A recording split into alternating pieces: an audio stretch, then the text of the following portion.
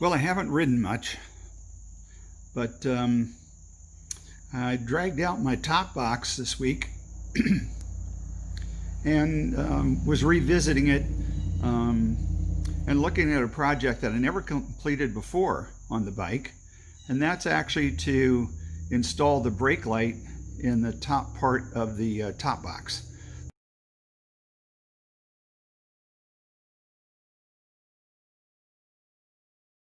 This is the E450, the 45-liter box that goes on the bike.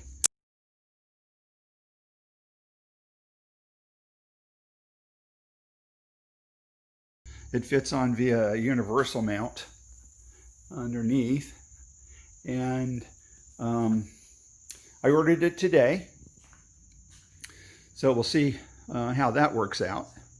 But I'll keep you posted, and we'll get back to you when the kit arrives. Stay safe.